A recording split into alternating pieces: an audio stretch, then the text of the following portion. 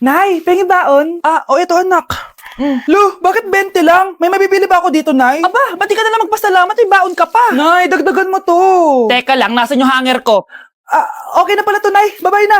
Nay, nagsweldo na ako. Ay, hindi na, anak. Ipunin mo na lang to. Sige na, Nay. Pambili mo din ng gamot yan. Oh, sige. Salamat, anak, ha. Anak, kainin mo na to! Nay, ayoko nga niyan. Aba, ang dami-dami nagugutom dyan na bata sa labas, tas ikaw ay mo kumain? Akala mo naman mabubusog yung mga bata sa labas kapag kinain ko yan. Mabubusog kapag eto pinakain ko sa'yo. Ito na, Nay, kakainin ko na.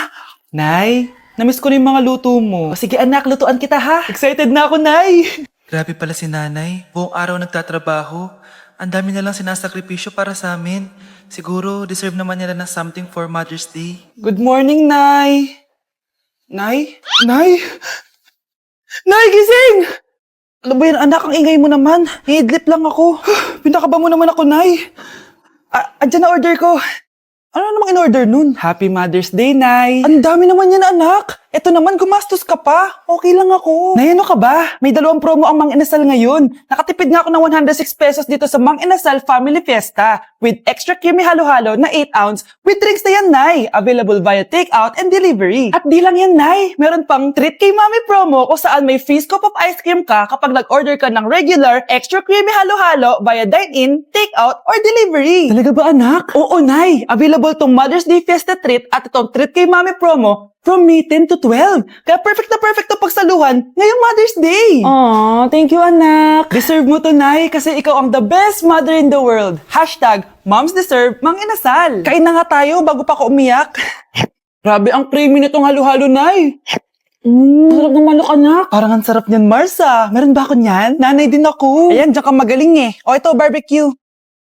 Love, sorry, di ko sinasadya. Okay ka lang? Okay lang ako, love. Ikaw naman kasi, sinasabayan mo yung init ng ulo ko. Alam mong ayaw ko yun, nasuntok tuloy kita. Sorry. Okay lang, next time wag mo nang gagawin ha. Tara na, bihis ka na. Kakain tayo sa labas. Anong gusto mo? Kakain tayo sa labas. Sige, tara. I love you, Bebu. I love you too. A few moments later. Anak, ba't may pasa ka sa mata, ha?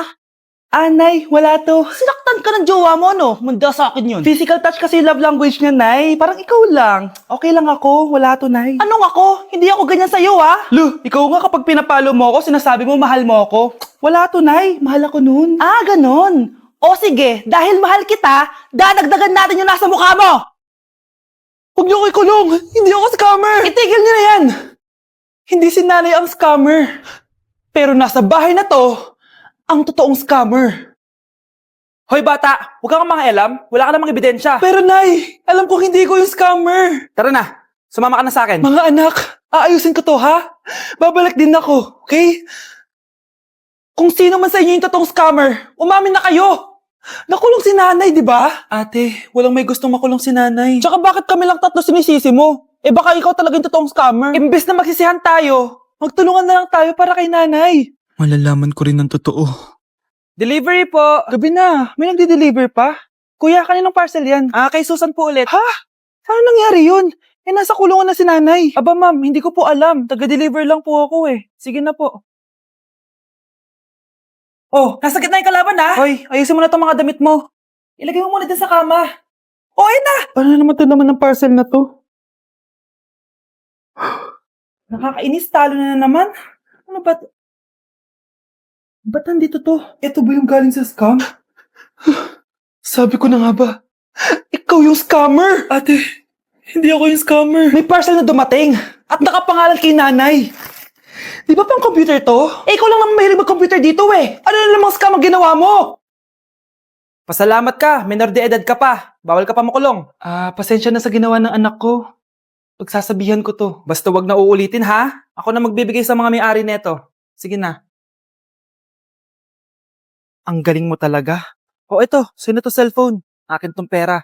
Mas kailangan ko to. Galingan mo pang mang-scam para mas marami tayong makuha. Bahala sa'yo. Makakaasa ka. Gagalingan ko pa. Hala, na paano siya? Be, anong iniiyak-iyak mo dyan? Nagre-relapse ako, be. Nakita ko kasi mga favorite song namin sa Spotify rap results ko. Lu, OA mo, be. Okay, class. Kanina notebook to? Hala, diary ko ba yun? Sige, tatapon ko na to. Total, wala naman may-ari sa inyo, ha? Ma'am, wait! Diary ko po yan. Oh, Scarlett.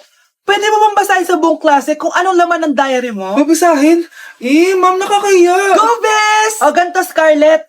Pag binasa mo yan, may plus points ka sa akin. Sige na nga, para sa plus points. Dear Diary, Niligawan ako ng crush ko. Para ako nasa movie at kami yung bida.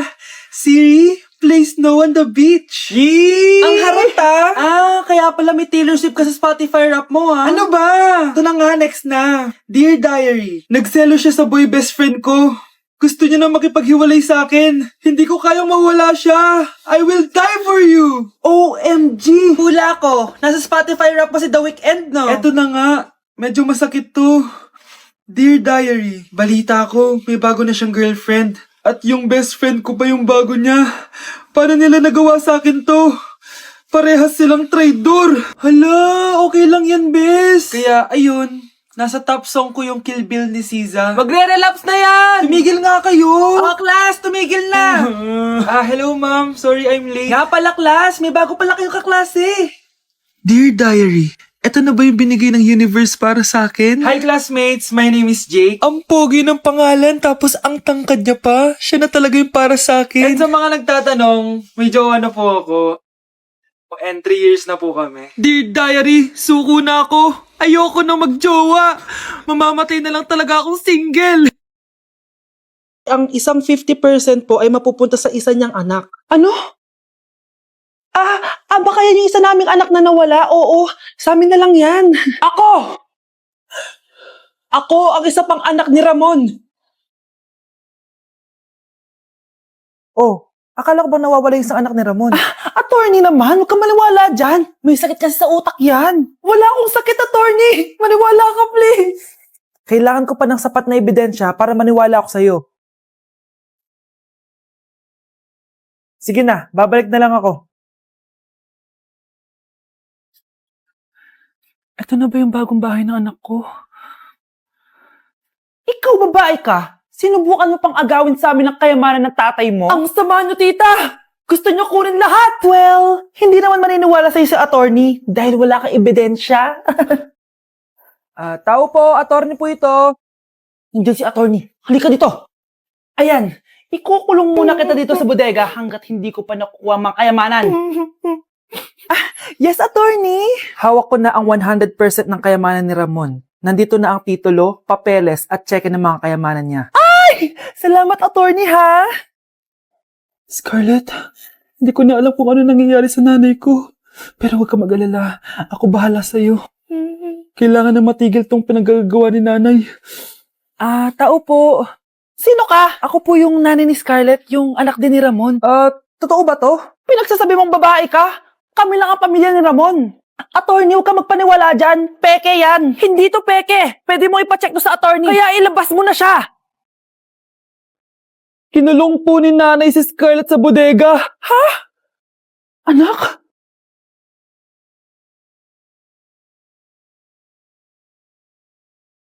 Tama na. Ano to? Wala na namang ulam? Mahal, pangako bukas may kakainin na tayo. Sinabi mo rin yan kahapon. Paano tong anak natin, ha? Paano natin ito bubuhayin? Mahal, please, magtulungan tayo. Makakaahon din tayo dito. Ayoko na. O ito, ikaw na maghalaga niyan. Mahal, please, wag mo naman kaming iwan. Babalik na ako sa dati kong buhay. Sa buhay na nakakain ako na masarap. Sa buhay na nakakapag-party ako. Sa buhay na prinsesa ako. Ayoko na ng gantong buhay. Mahal, please, babawi ako. Kaya mo na yan. At wag na ako gugulin, ha? Anak, pangako hindi kita iiwan ha. Nandito lang ako para sa'yo. Hindi kita papabayaan. Okay, Mr. Ramon? Ma'am, tanggap na po ba ako sa trabaho? Sorry sir. Based sa resume mo, hindi ka pala nakapagtapos ng college. Ang hanap po namin is college graduate. Uy Ramon, mukhang galing ka sa interview ah. Natanggap ka? Hindi nga eh. Baka may alam kang pwede kong pasukan ng trabaho. Pwede ako. Sige, sabihan kita ha. Salamat Susan. Dami naman basura dito. Ramon, may hiring daw yung kakilala ko at pwede ka daw doon magtrabaho. Ha? Talaga? Sa wakas, mabibilin ko na lahat ng pangangailangan ng anak ko. May anak ka pala? Oo. Iniwan kami ng nanay niya dahil di niya kaya tong gantong buhay. Hayaan mo, hindi mo deserve yun. Wow, ang bilis. May pumalit na agad sa akin. Mali ka nang iniisip. Alam mo ba, Ramon, nabibili ko na lahat ng gusto ko ngayon. Kumakain kami sa magandang restaurant at nakatira ako sa mansyon. Ha? Honey, tara na. Ipag-shopping pa kita mamaya. Baka malate pa tayo sa dinner natin. Okay, honey, papunta na. At ikaw, babae ka.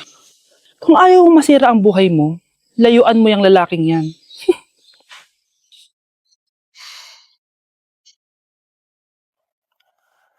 Balita ko, dyan nagtatrabaho yung dati kong asawa. Siguraduhin yung masisisante nyo yan. Dahil ayaw ko ng peste sa kumpanya ng asawa ko. Naintindihan? Susan, alam mo, feel ko talaga mapapromote na ako anytime. Kasi sabi ng manager namin, isa ako sa pinakamagaling sa amin. Ngayon pa lang, congrats na kita. Simula pa lang, alam ko naman na kaya mo. Alam mo, okay din pala na hiniwalayin ako ng asawa ko.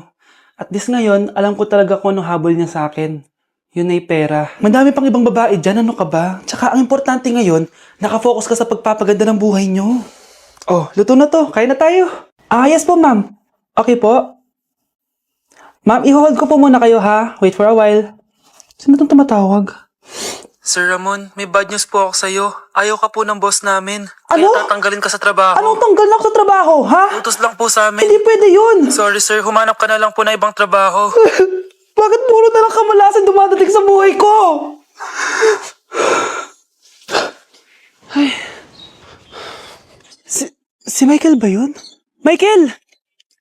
Scarlett? Bakit pinauna mo ako umuwi kahapon? Eh, di ba palagi tayo sabay umuwi? May ginawa ako. Tsaka baka magselos yung nagbigay ng bulaklak sa'yo. Para ka namang ano dyan? Tsaka alam mo, na-realize ko, hindi ko na pala siya crush. Tara na nga, manood na lang tayo ng movie sa bahay, yung horror. Sige na nga. Michael? Ma? Ano ginagawa mo dito, ha? Get in the car, uuwi na tayo. Di ba sabi ko sa'yo, nababoard ako sa bahay, kaya umalis ako? Michael, siya yung nanay mo? Kilala mo nanay ko? At sino naman tong babaeng kasama mo, ha?